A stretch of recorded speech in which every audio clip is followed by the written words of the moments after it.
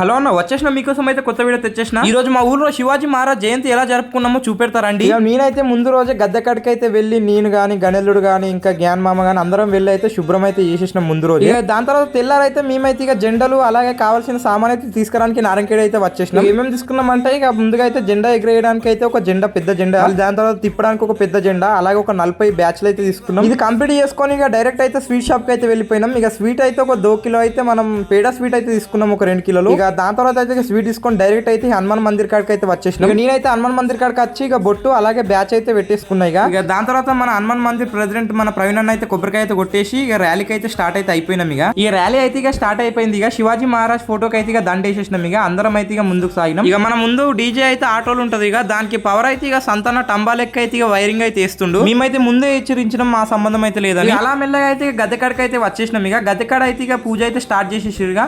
ఇక పూజ చేసిన తర్వాత ఇక ఒకరు అయితే కొబ్బరికాయ అయితే కొట్టేసిరుగా, ఒకరి తర్వాత ఒకరు అలా కొబ్బరికాయలు కొట్టేసిన తర్వాత ఇక ఫ్లాగ్ అయితే ఇక హోస్టింగ్ అయితే చేసేసినాం ఇక సక్సెస్ఫుల్లీ. దాని తర్వాత అయితే ఇక స్పీచ్లు కూడా ఇచ్చేసారు. ఇలా అయితే మా ఊళ్ళో శివాజీ జయంతి అయితే జరుపుకున్నాము.